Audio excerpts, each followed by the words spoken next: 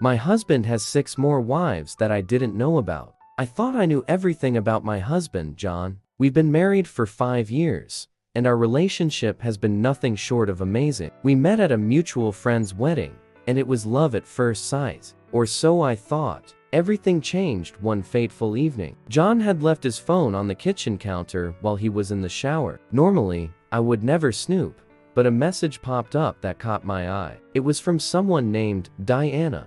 The message read, "When are you coming home? The kids miss you." Kids? Home? We don't have kids. My heart raced as I unlocked his phone. Something I never thought I'd do. What I found was a trail of messages and photos revealing a web of deceit that shattered my world. Not only did John have another wife, but he had 6 more. Each woman had their own story, their own children with him. He had been living multiple lives in different cities, juggling us all with meticulous precision. His job as a traveling salesman was the perfect cover. In the messages, I saw sweet notes, vacation plans, and even pictures of family gatherings. It was clear he loved them all, and none of us had the slightest clue about the others. I felt sick, betrayed, angry. How could someone I loved so deeply, who seemed to love me just as much, lead such a double life? And why? How did he manage to keep this charade up for so long without any of us noticing? I decided to confront him that night. When he came out of the shower, I was sitting on the bed with his phone in my hand. His face went pale when he saw the look on my face.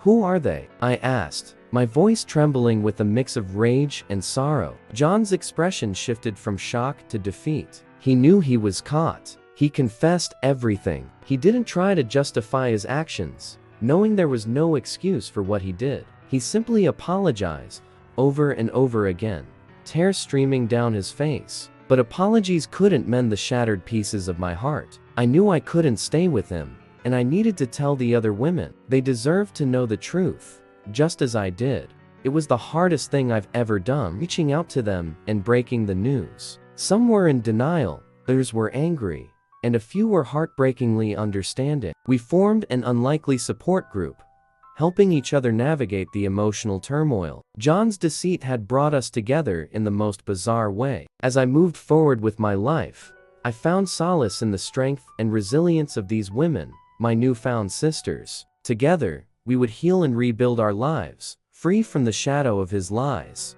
Update 1. Hi everyone.